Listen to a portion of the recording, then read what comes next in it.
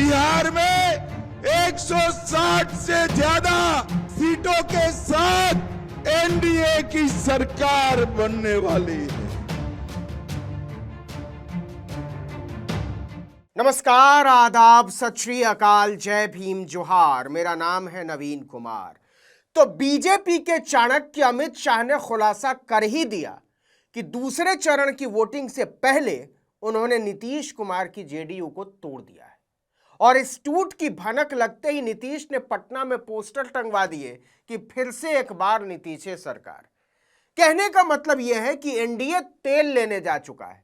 लेकिन खबर यह नहीं है कि जेडीयू टूट गई। खबर यह है कि बीजेपी की एकता तिलहंडे में चली गई है। मोदी शाह की बीजेपी अलग नजर आ रही है और बाकी बीजेपी अलग। एक ईर घाट जा रहा है तो दूसरा बीर घाट।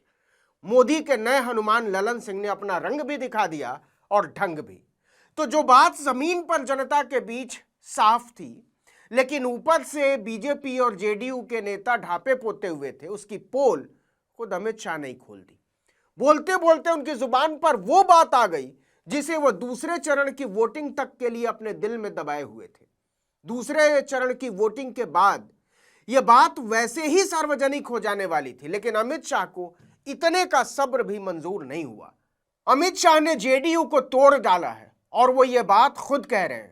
बिहार में पूर्णिया के रोड शो में न्यूज एजेंसी एएनआई के रिपोर्टर ने सवाल पूछा कि पहले चरण का मतदान पूरा हो गया, अब आपको क्या स्थिति नजर आ रही है। अमित शाह छूटते ही बोले, देखिए हम 160 से ज्यादा सीटों के साथ भारतीय जनता पार्टी की सरकार बनाने जा रहे हैं। जी हां, अमित शाह बोले बीजेपी की सरकार बनाने जा रहे हैं, एनडीए की नहीं।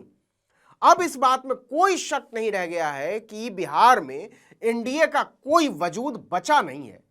बीजेपी बिहार में सरकार बनाने के लिए अपनी लड़ाई लड़ रही है। नीतीश कुमार जेडीयू को बचाने की अपनी लड़ाई लड़ रहे हैं। और बीजेपी की बाकी साझेदार पार्टियां, चिराग पासवान की एलजेपीआर, जीतन राम मांझी की हम और उपेंद्र कुशवाहा की राष्ट्रीय लोक मोर्चा इस घमासान के बीच बुरी तरीके से फंस चुके हैं। पहले तो उन्हें यह तय करना कि जाना किधर है। एनडीए की फूट ने तेजस्वी का रास्ता आसान कर दिया। उनके लिए तो मुंह मांगी मुराद मिल गई है।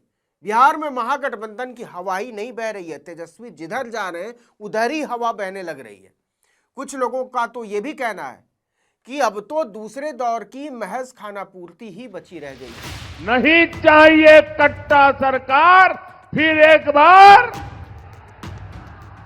बार बिहार के रण में पहुंचकर सिर्फ एनडीए के रथ का पहिया नहीं टूटा है। राजनीति को समझिए, पूरी की पूरी बीजेपी डिरेल हो गई है। अमित शाह कुछ कह रहे हैं, नरेंद्र मोदी कुछ बता रहे हैं, तो राजनाथ सिंह और गिरिराज सिंह जैसे नेता कुछ अलग ही कहानी सुना रहे हैं। किसका यकीन करें, किसकी बात माने, किसकी राजनीति को राजनीति माने, आपको समझने में दिक्कत हो सकती है। लेकिन बिहार की जनता के बीच सब साफ है। ऐसे ही नहीं कहते कि बिहारी उड़ती चिड़िया के पंख गिन लेते हैं। वो बीजेपी के नेताओं की लफाजी भी समझते हैं और उनकी बेईमानी भी। जनता ने पहले फेज में 65% का वोटिंग टर्नआउट ऐसे ही नहीं दिया है। बीजेपी को हल्दी लगाने की पूरी तैयारी हो चुकी है। विकास चाहते हो या जंगल राज? Lalu Prasad and Rahul and company विकास दे सकती है क्या? और आप एनडीए पर भरोसा करिए, जंगल राज को हम आने नहीं देंगे, बिहार में घुसने नहीं देंगे। अब जरा ये देखिए कि बिहार में हुआ क्या है, खेल क्या है। बीजेपी ने चुनाव के शुरुआत में ही नीतीश को निपटाने का प्लान बना लिया था। सीट बंटवारे से ही इसका अंदेशा हो गया था। इसके बाद बिहार पहुंचते ही अमित शाह ने एक इंटरव्यू में बोल दिया कि इस बार का चुनाव नीतीश के नेतृत्व में लड़ जरूर रहे हैं, लेकिन मुख्यमंत्री का फैसला देखिए भाई साहब, हम चुनाव के बाद विधायक दल की बैठक में करेंगे। उनके बयान ने सारे संशय खत्म कर दिए।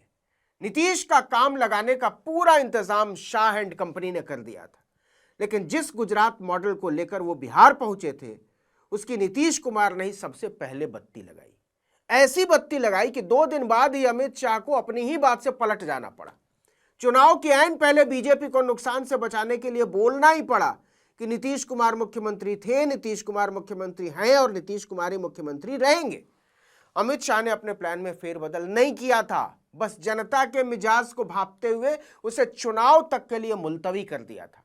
लेकिन जुबान का क्या करें, भीड़ भाड़ और शोर शराबे के धक्कम पेल में फिसल ही जाती है। दिल की बात जुबान पर आ ही जाती है।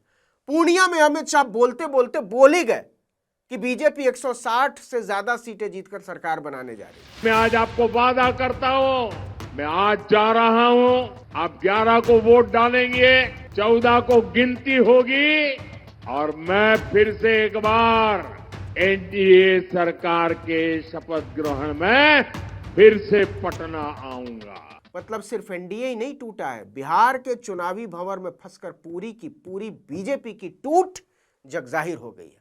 अमित शाह कहते हैं कि नीतीश को किनारे लगाकर बिहार में बीजेपी की सरकार बनाएंगे। उधर प्रधानमंत्री मोदी हर रैली में जनता से मिन्नतें कर रहे हैं कि बिहार में एक बार फिर से नीतीश सरकार बनवा दो।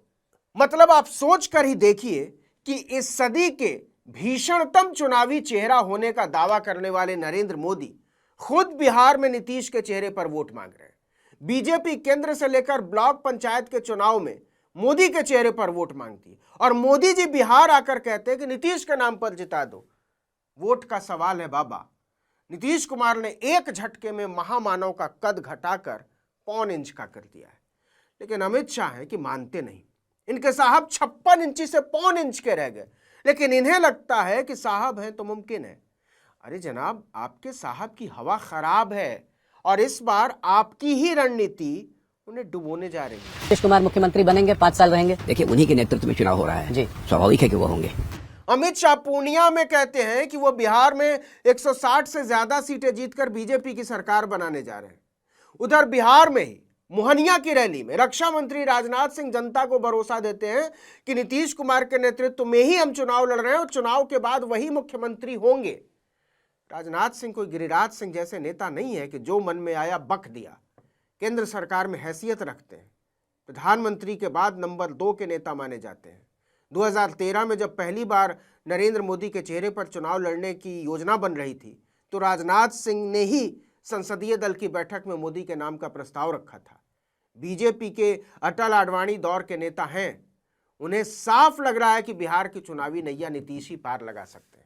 इसलिए अमित शाह के बयान के बाद भी उनकी बात काटते हुए जनता को भरोसा दिलाते हैं। राजनाथ छोड़िए, गिरिराज सिंह जैसे बिहार के हल्के नेताओं की समझ तक कहती है कि बिहार में नीतीश के बिना उनकी कुछ हैसियत ही नहीं।